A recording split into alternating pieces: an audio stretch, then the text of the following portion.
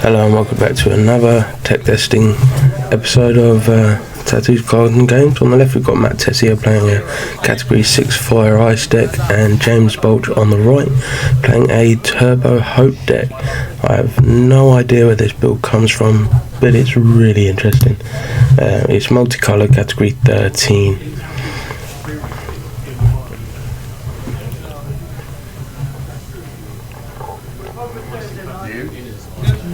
Okay, so we see Mulligan there from Matt.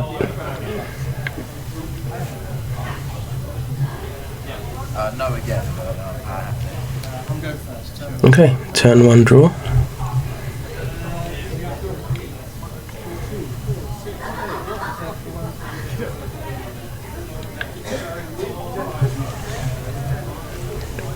And straight away there we see pitch for 4.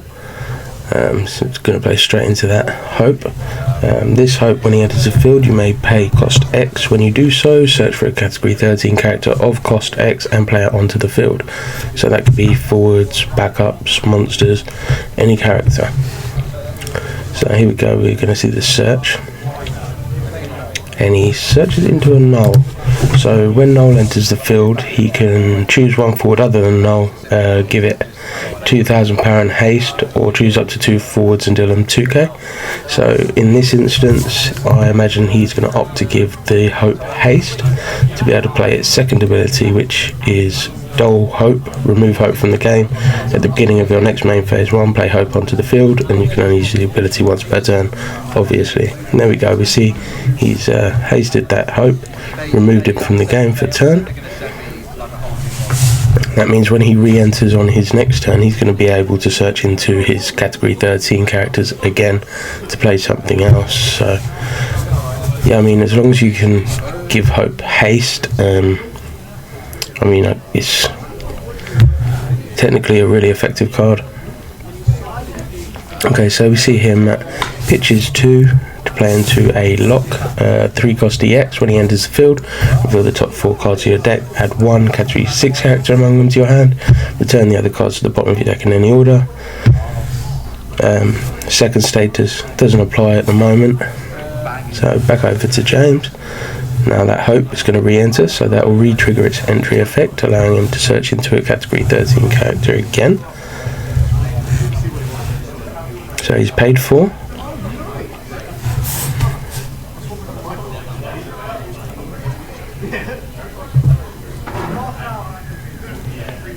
And he's searched into an Amadar. So when Amadar enters the field, you may search for 1 card named Lightning or 1 card named Snow and add it to your hand. Looks like there he opted to search out the Lightning. So this is the backup Lightning. Allows you to choose one of your Category 13 forwards and gives it haste for the cost of dulling. So this is going to be pivotal to playing that Hope every turn. Or every turn, yeah, every turn that Hope re-enters that he wants to give it haste, he's going to be able to do that. So here we are, back over to Matt again. So now he's got quite a large hand. That lock currently isn't doing anything. Okay, so we play into a 2 cost Shadow backup.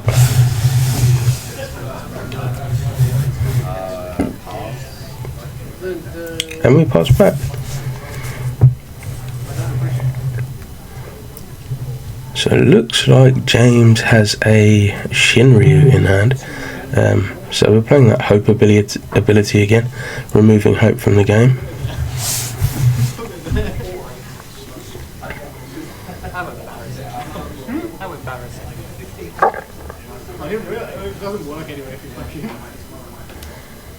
Paying 4. Playing that Limit Break Cloud just to clean up that lock straight away. So at the moment James has actually got really good tempo here. Matt's sitting on 1 backup, whereas James is sitting there 2 backups, 2 forwards, and he's going to have another Hope re-enter next turn again, allowing him to search into something again. So yeah, it's coming off great at the moment. Very, very interesting build. Right, so we see Matt play into a Banana Sid. It's going to allow him to search out a Category 6 forward and add it to his hand. And then we see searches into another lock again. So this lock is if you control 2 or more category 6 characters, cost required to cast lock is reduced by 1. When you cast a category 6 character, reveal the top card of your deck. If it's a category 6 character, add it to your hand, which in this deck it will be, because it runs 50 category 6 characters in his main deck. And right, so he plays the Cyan. So Cyan allows him to play a forward of cost 3 from his hand, and he opted to play Nalapa. So Nalapa will basically deal with your opponent's casting summon. So every time your opponent casts a summon, you have 2 options. You choose a forward to lit 10k, or you deal your opponent 1 point of damage.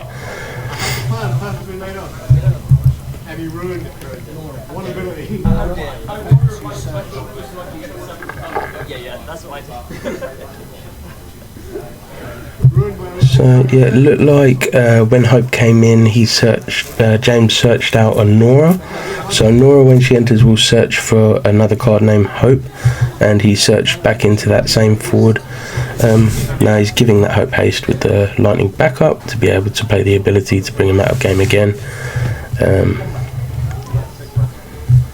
So yeah, it's pretty troublesome if you can't deal with that Hope when he's on field. He's just going to keep bouncing him out and bouncing him back in, out, and he's just going to keep getting so much value off that card.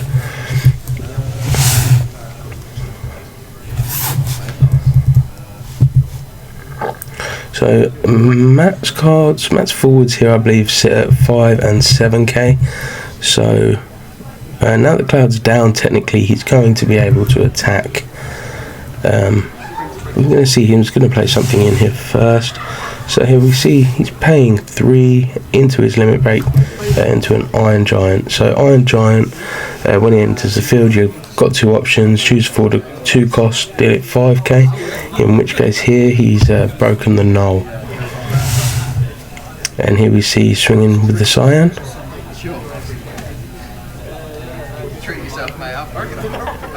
Okay, so it looks like he hit a SARS. So that has triggered a search, and he's pulled out an Amat. So I think we're still in Matt's turn here.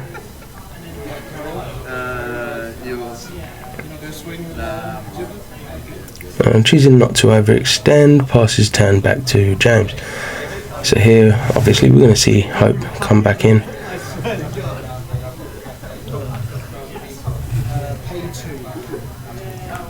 Paying 2. We're playing into a Yarg Roche. So summons or abilities of your opponent must choose Yarg Roche if possible.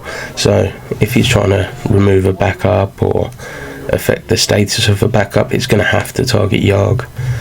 Here we see him pay another 3. No, just stepping that back.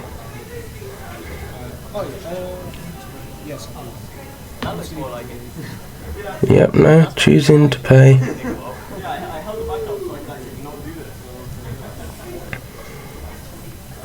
So here we see 5. Okay, we're playing to a Tyro. So here we're going to search for any forward that he wants to pull out of his deck, and we see a 4-color Warrior of Light. So Tyro also, whilst he's on field now, is going to be able to tap for CP of any element.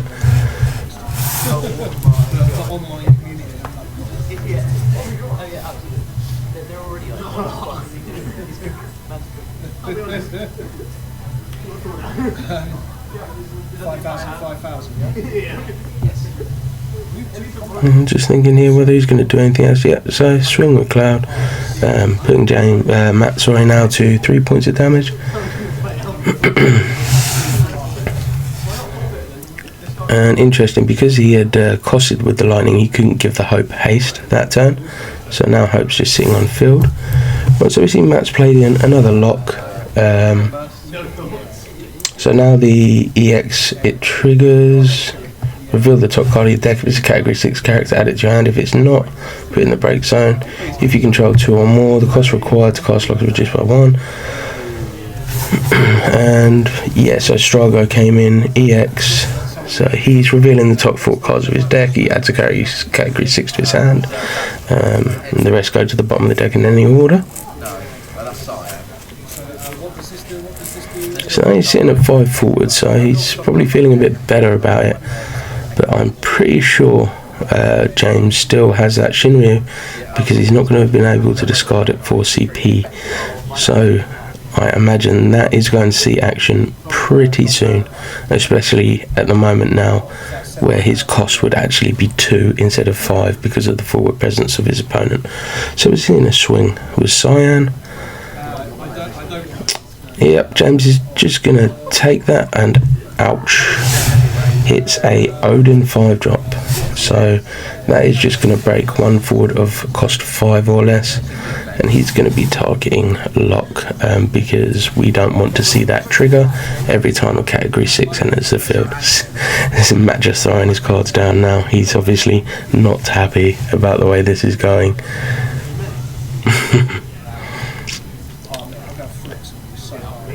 An EX trigger will trigger you.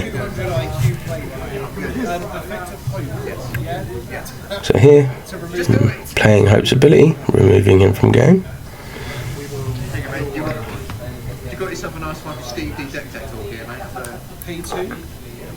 What's this? There we go. So we paid 2.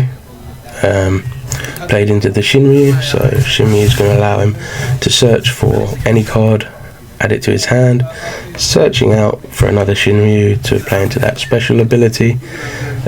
For cost 6 and special, break all the forwards opponent controls, and you can only use it in your own turn. So I imagine we're probably going to see this immediately.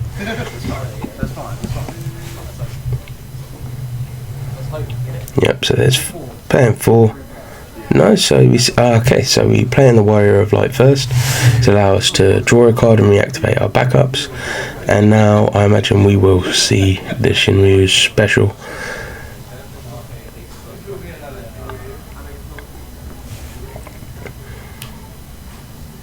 Yeah, so there's 6 and the special right there. So bye field. Must be feeling pretty horrible for Matt right now. So Strago, when he gets put to the break zone, his ability will trigger again, letting him turn over 4 cards. And I believe was it turn over and add 1 to the hand. Yes, it was. Now we're swinging in.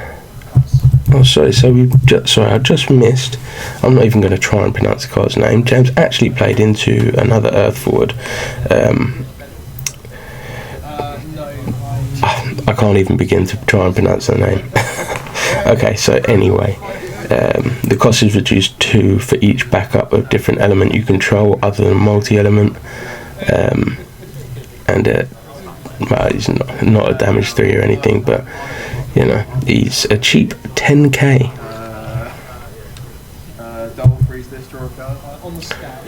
So here we see Matt's just played into a Mog, and then